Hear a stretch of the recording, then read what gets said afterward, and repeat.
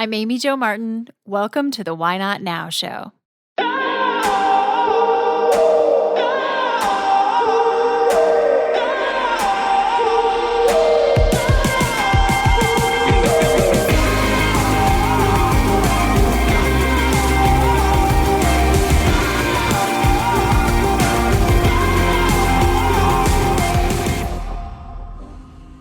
You know that thing you've been thinking about doing? Yeah, that one. Why not now? Have you ever actually taken the time to ask yourself, what's stopping me? Let's talk it through. This is your chance to give that idea the attention it deserves and take action. Each episode, I have a chat with a fascinating person, from entrepreneurs to athletes, celebrities, my parents, rocket scientists, and all walks of life. We talk through a critical time when they've asked themselves, why not now? We dissect that day or even that moment, step by step.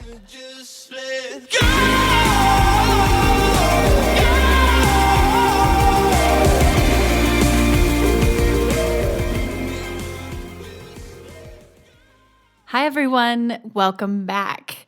Thank you for joining me and listening. If you like what you hear, please subscribe, rate, and review on iTunes. It would mean a lot to me. Today, we have Dr. Gay Hendricks on the show. He has been a leader in the fields of relationship transformation and body-mind transformation for more than 45 years. He earned his Ph.D. from Stanford and served as professor of counseling psychology at the University of Colorado for 21 years. He has written more than 40 books. Two of my favorites include The Big Leap and 5 Wishes. Gay has appeared on more than 500 radio and TV shows, including Oprah, CNN, CNBC, and many others. I've been fortunate enough to have the opportunity to work with Gay recently, and his wisdom is unmatched. Most voices of authority in this realm stick with the academic theory, but Gay has a beautiful way of blending in and weaving through his life experiences into his teachings. I'm grateful to have him on the show. We tackle the most taboo topics on the Why Not Now show. Oftentimes, you're hearing guests share things they've never shared before. In the spirit of things we don't typically talk about, you should know that the Why Not Now show is supported by Poo-Pourri. Yep, the original before you go toilet spray. It's magic. My friends at Poo-Pourri have literally taken the smell out of you-know-what. This pure blend of essential oils stops bathroom odor before it begins. Visit poopourri.com, and Why Not Now listeners get 20% off with code Why Not Now. That's all one word. Also, you can now get Poo-Pourri at Target. Gay, welcome to the show. How are you doing today? I'm doing great. Thanks a lot, Amy Jo. Great to be with you. Well, I've really been looking forward to this because, as you know, Susie Batiste, a good friend and someone I consider a mentor, has been on the show from time to time, and your name keeps coming up, and your concepts and your books. So Susie said to me the other day, why don't you have Gay on the show? We can get it straight directly from you. So here we are to learn from you, but thank you for coming on. And in the spirit of Why Not Now, let's get straight into our first question. And the goal with this is really to help and encourage listeners to ask themselves the why not now question too. So can you share a time when you've had a big decision to make and you said to yourself, why not now? And we'll dissect that day, that hour, that moment when you went from idea to action. Yes. Well, my wife, Katie, and I have been together now 38 years. She's happens to be up in Santa Cruz teaching a seminar today.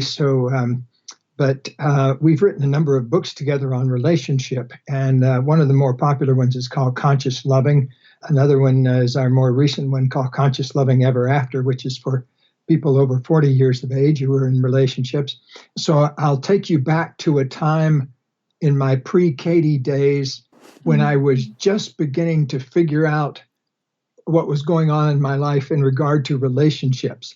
And so I'll zip back 38 years to a moment when I was in the middle of an argument with a woman named Carol that I'd been in kind of an on and off again relationship with for the past few years. And this goes back to 1979 now is when I'm talking about. And we were in the middle of this argument, and I don't even remember what the argument was about because I had an insight during the argument that completely changed my life. There was this moment when we were having this argument where suddenly it dawned on me, this was not our 500th argument that we'd had in the years we'd known each other. It was our 500th version of the same argument. And I realized there was this, I don't know where it came from, but there was this moment of enlightenment that kind of dropped in on me in the argument. And I realized that it was a repeating pattern. And what would happen was one of us wouldn't be telling the truth about something. Like it might be something I was angry at her about, or something she was angry at me about but hadn't been talking about, or something that I felt hurt about that I hadn't brought to her attention. So we would be concealing something inside ourselves. And then because of that concealment, we would then start projecting onto the other person and blaming the other person rather than opening up to what was going on inside and bringing that out. So I realized that there was this act of concealment, this act of hiding the truth inside, and then an act of blame that would come out of that, where I'd be blaming her, and then she would, of course, start blaming me, and we would get into this round and round kind of thing of each of us would be fighting for the victim position. And so I had this insight right there in this moment, and she asked me, what's going on? You know, she saw this look come over my face. And I said, I just had this most amazing insight. And I just described it to her. And I said, wouldn't it be amazing if we could create a new relationship where both of us were honest with each other and both of us took responsibility for things that came up rather than blaming the other person? And that was my moment of realization. But then it turned out that she wasn't really interested in that kind of relationship. And so I made a choice. I guess what happened was I went back to my little cabin or cottage that I lived in at the time, which is a little one-bedroom cottage. And I sat down on the floor and just kind of sat down, and I'd been meditating for a few years, so I kind of sat down in a meditative position and was just kind of relaxed there on this cushion on the floor. And during that time, I think it took me about an hour, but I just sat there asking, what do I really want in relationships?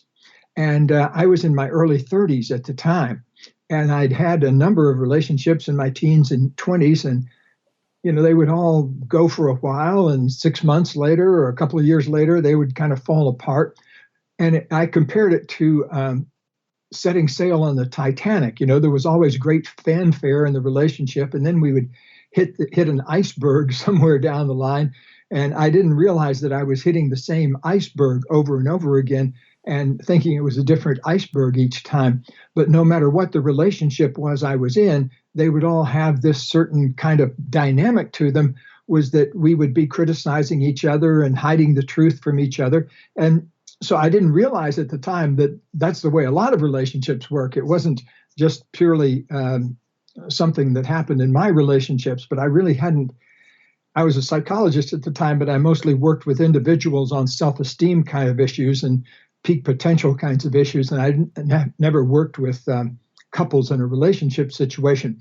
So in that moment, I sat there on the floor meditating, and I realized that I wanted three things in a relationship with a woman.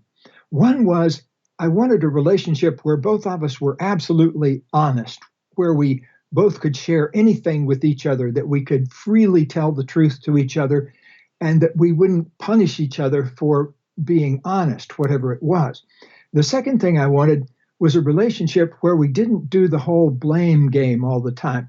And I wanted a relationship where both people would take responsibility for things that came up rather than always projecting or blaming him onto the other person.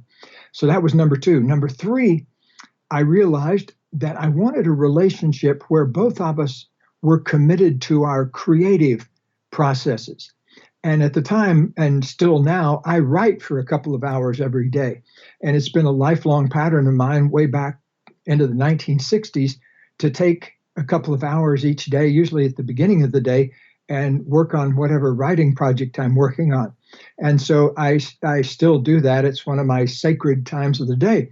So that had been a conflict in relationships I was in, because the other person would sometimes say, well, gee, you just want to spend a couple hours a day by yourself. You don't want to do as many things with me. And so we'd get into a hassle about my creative passion. And so I wanted to be in a relationship where both people could be equally committed to their own creativity. It could be, didn't matter whether it was writing a symphony or making a soup or whatever it was, as long as the other person was passionate about their own creativity. And so I figured out those were the three sacred things that I really wanted in a relationship.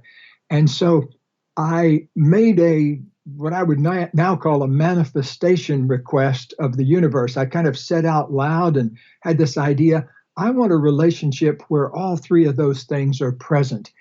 And if it's not in the cards for me to have that, I'll be by myself. I'll be okay being alone, but I'm never going to settle for less.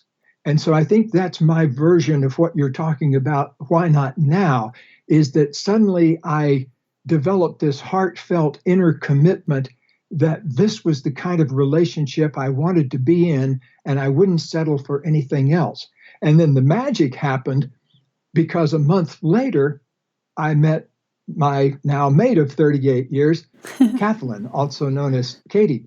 And I had this amazing conversation with her, our first connection, where I basically said, I'd love to ask you out for a cup of coffee, but I need to let you know that I only want relationships where both people tell the truth, both people take responsibility instead of blaming, and both people are committed to their relationship, to their creative power in their life, in their relationships. And on those terms, would you like to go have a cup of coffee with me? I love that was this. the beginning of all the magic 38 years ago. We're going to take a quick break and we'll be right back with Gay. I want to tell you about my partners at Design Pickle. You know when you're in a pickle because you need a design, but you don't have the time or maybe even the skill to do it yourself. Many of us have been there. Design Pickle has been a lifesaver for me. Here's how they're set up. You pay a flat rate monthly fee of $370, and you're given a dedicated designer for all of your needs. You heard that right. Unlimited graphic designs, unlimited requests, and the first 14 days are risk-free. You get a full refund if you cancel in the first 2 weeks. Why Not Now listeners like yourself get 30% off their first month, which means you only pay $259 for your first month at Design Pickle. You can go to designpickle.com/whynotnow to redeem the offer. For me, the process has been painless and ego-free. In fact, many of the posts you're seeing on my social media channels were created by my buddies at Design Pickle, specifically Jacob at Design Pickle. That's what's cool, is that you get a dedicated designer. I'm on a first-name basis with my designer. A mentor once said to me, just because you can doesn't always mean you should. Do what you're uniquely qualified to do. Design Pickle helps me do just that. So your first month is only $259. Go to designpickle.com/whynotnow to redeem the offer.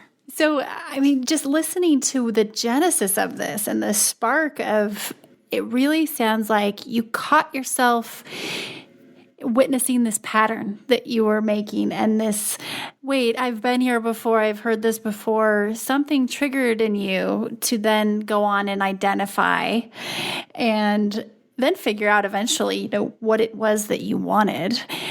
But that's a really interesting take on Why Not Now is why not break the pattern? Yes. Why not identify the pattern? And, I've been thinking about this actually a lot lately, and the biggest part sometimes is just realizing that there's one going on, because then you were able to arrive at your bigger revelation after that. But it's really an interesting take on rather than why not open a bakery or why not lose some weight?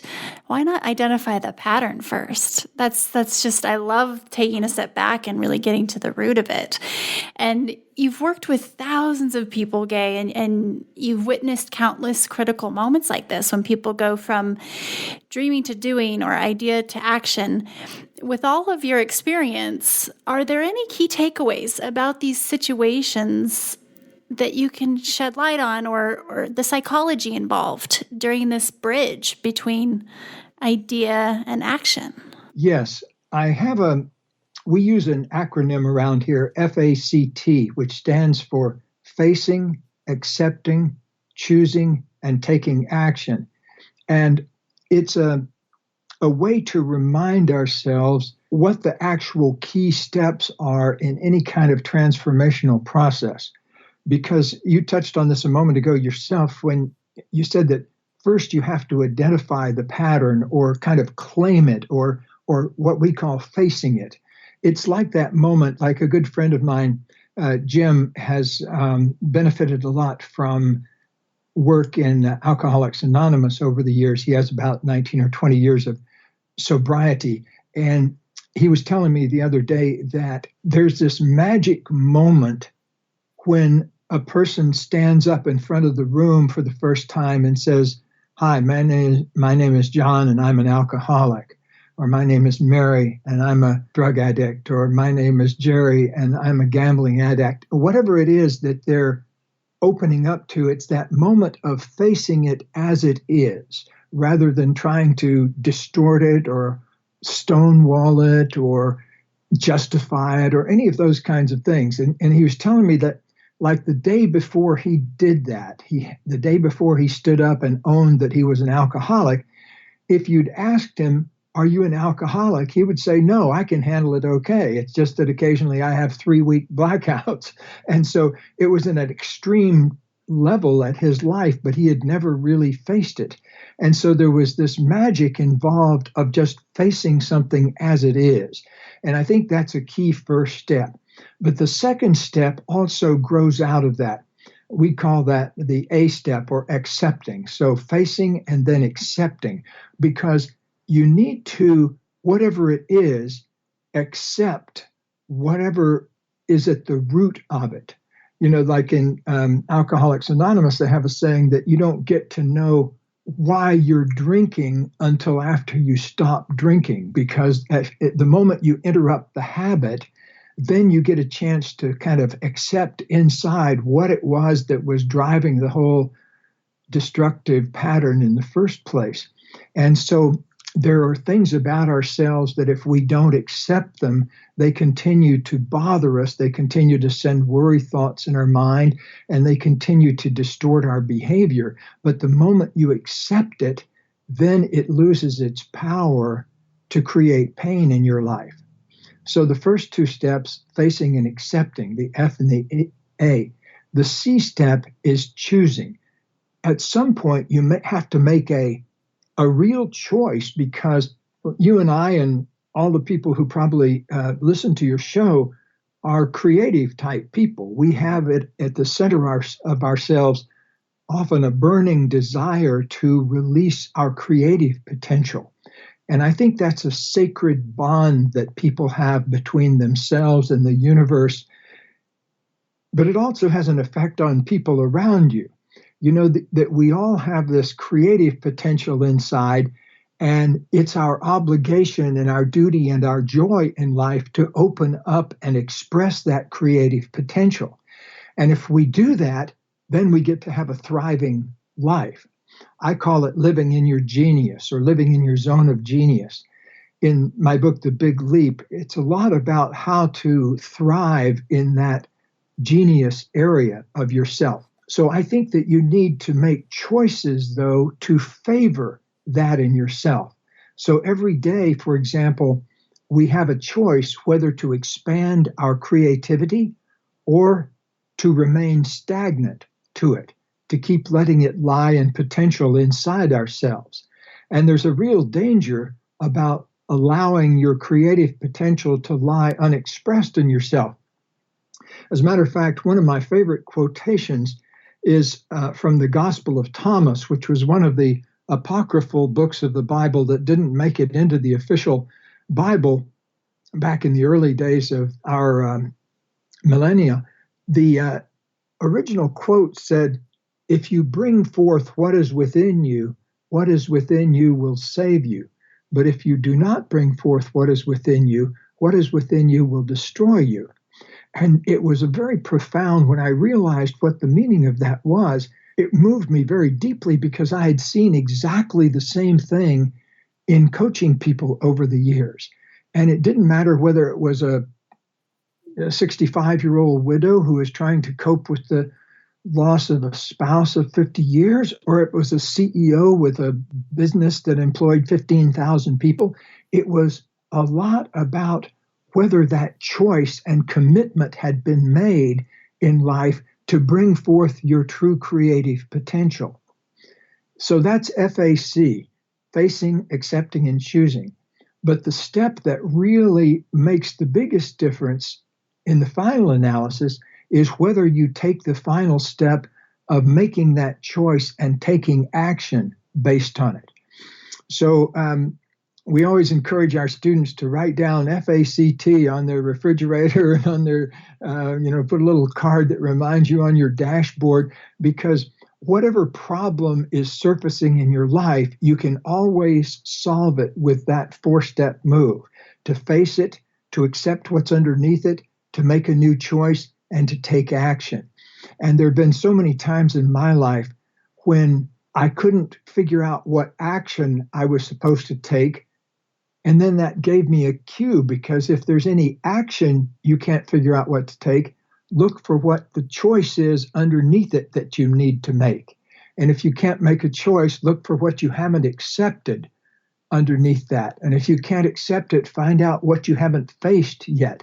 So you can kind of take apart any problem that you have by using that 4-step way of analyzing it. That's really helpful. I think reverse engineering like that, I think, would become very helpful for listeners who have reached out and said to me, Amy Jo, I'm ready for something different. I'm ready to make a big change, but I'm not sure what that is, or to kind of go backwards in this process of the FACT. That's very interesting. And I think that will be a tool for a lot of people. One of the things that's happened as I'm speaking with individuals like yourself and hearing from so many expert why notters, as I call you, or renegades, is that these themes have started to surface in terms of threads that are similar that individuals have taken in order to green light their action. So in that action phase. And one of them is not giving themselves an out. So putting some sort of mechanism in place to where they hold themselves accountable. And there's a Henry Thoreau quote that says, if you want to take the island, burn your boat. And so it's kind of that almost, a reversible out.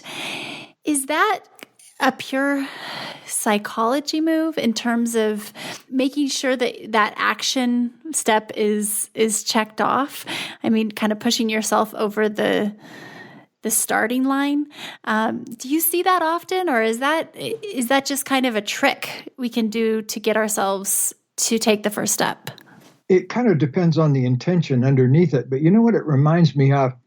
A moment ago, I was talking about when I was first kind of conceiving the idea of the relationship that I wanted to be in. Mm-hmm. One of the important steps of it for me was to say out loud, kind of to address the universe directly and say, I promise you, I'll never settle for less. I didn't leave myself out. I left myself out in the following way, that I said, okay, maybe for some reason it's not in the cards for me to have a close relationship. If there's some other better plan for me, then okay, I can accept that. But this is what I want. I want this certain type of relationship. And all I can do is guarantee to say no if that's not what feels like is happening, if I don't feel like I have that kind of relationship. And so fortunately for me, it only took a month for me to really manifest the kind of relationship I wanted. Of course, it took a lot of work for both of us then in the first few years of our relationship because we had really, high intentions for how we wanted to be. And so we had to work on it 28 hours a day for the first few years to do all those things like eliminate blame and criticism and learn how to be completely transparently honest with each other and to learn how to devote the right kind of time to our creative processes inside and also create time for the relationship. Those were big things that took us years and years and years of fine tuning to work on. But we had the basic gift in a way that we had given ourselves of our commitment, of a real high, clear commitment to what we wanted to create. Very, very interesting. You are writing a sequel, and I understand, to The Big Leap, and I really enjoyed The Big Leap, and also I want to thank you for reading the audio version yourself, because I think it's so nice when authors actually do that themselves. And two-part question, I guess. One is, one of the things that really struck me in The Big Leap was, and you talked about the zone of genius versus the zone of excellence, and we've talked a little bit about that on the show before, and I've had Susie on to talk a little bit about hers. And there are so many articles and videos out there of you talking about The Big Leap. I don't want to necessarily use this time for information that can be found elsewhere. And I love your point about, and your concept of Einstein time too. That really resonated. The thing that I just keep remembering that rings in my head is that you said you haven't done anything you really didn't want to do for about as long as you can remember. That's right. So, that is a pretty amazing design that you've set up for your life. Can you talk a little bit about that? And then also give us some idea of what to expect in this sequel. Yes. Well, the sequel is a little manual for how to live in your genius. Good. It's what you need to do. It's particularly, I have a particular process that I'm teaching in the book that is one that's kind of like, imagine, I don't know how to surf personally, but imagine if somebody waved a magic wand over me and I suddenly began to be able to surf, to balance on water and to function in a whole new domain in an easeful way. Well, that's what I teach in this particular process because it gives you kind of the mental and spiritual equivalent of learning how to surf instantly. And so it's a tool you can use all the time in your life, in your love relationships and your money relationships and your relationships with your students and teachers. And so I'm very excited by it because it gives people a new way to live in their genius. And my life goal, really, my purpose of my life, which I formulated when I was back in my 30s, was to live each day in a way that I'm expanding in love, abundance, and creativity every day as I inspire other people to do the same. That's what my life is about. That's what turns me on. That's me in my zone of genius.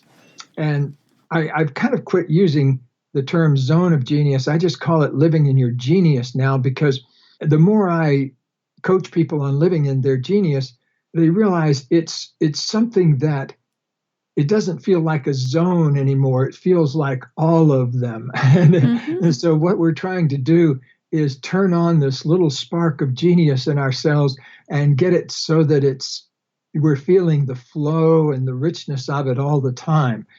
So I'm working in my early morning hours on this new tool, and I hope to have that out sometime in the new year. So I'll keep you posted about that. I'll make sure you get an early copy so that you can give me feedback on it. Oh, I would love that. I think that will be very helpful to people to be able to identify and figure out how to live in their genius. And tell me a little bit about these mystery novels that you've been writing, but now are becoming a TV series. So this is a big deal. It's a big deal. Well, thank you for asking. I literally just got yesterday the terms of the deal from the Netflix people. Yes, it's very exciting. Some years ago, about, 7 years ago now, I had finished writing The Big Leap, and it had been sort of adopted as a Bible of the coaching industry, and I was very grateful for that. It became a big hit from the very beginning, and continues to be here 7 years later. But I figured I'd kind of said what I wanted to say in the realm of personal transformation books, and I was looking for something else interesting to write about, to kind of take a break from writing books about transformation and relationship. And one day I had the flash that I'd love to try a mystery novel. I've loved mystery novels since I was a kid. When I was about 13 or 14, I discovered The Adventures of Sherlock Holmes by Arthur Conan Doyle. And I became obsessed with Sherlock Holmes for a year. In fact, my freshman in high school English teacher, Miss Wood, used to call me Sherlock because I used to give book reports on Sherlock Holmes all the time.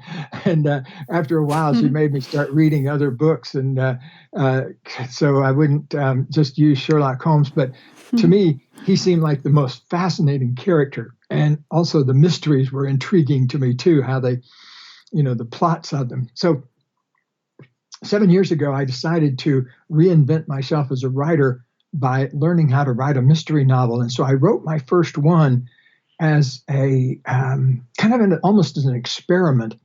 And then I got a co-author, Tinker Lindsay, who's a screenwriter friend of mine, and we started working on them together. And she took my first novel and tweaked it to the point where it was much richer and had better dialogue in it, and just the great kinds of things that a co-writer can do. And so ever since then, she and I have been a team. She lives down in L.A. and lives literally under the Hollywood sign. Her house is, you can kind of look out the window of it and see the Hollywood sign. And so she and I have collaborated on a line of mysteries involving a Tibetan Buddhist detective in Los Angeles who goes by the nickname of Ten because his real name is Tenzing Norbu. And that's kind of a mouthful, so his friends just call him Ten. And so he's a detective, and he also involves meditation in his detective processes. So we created this particular character, and we've now written 5 novels about this particular character. And so we're very excited that the folks at Netflix and a production company down there have decided that they want to turn it into a television series. And so we're eagerly looking forward to seeing what they do with all that next year.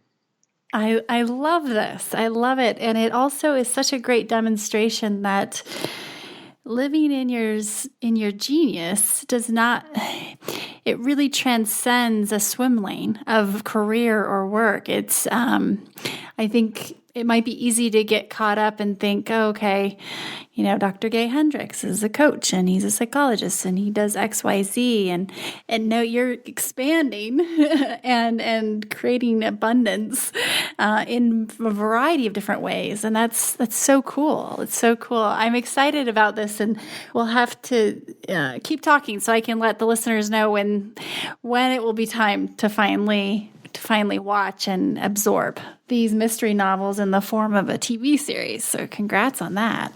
Oh, thank you. It's been a dream of mine for some years. Once I started writing the novels was to get them out there in the movie world and the television world. So I'm happy to see. And also the people at Netflix are just wonderful people to, creative, great people to work with. Right. You can't find a more innovative brand and what they've been able to do in their trajectory and life cycle. So that seems like a great match.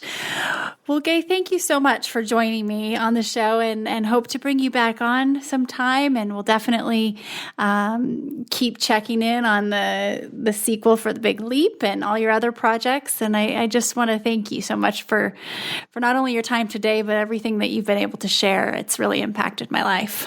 Well, thank you. And thank you for your commitment to living in your genius and for assisting your listeners to live in their genius.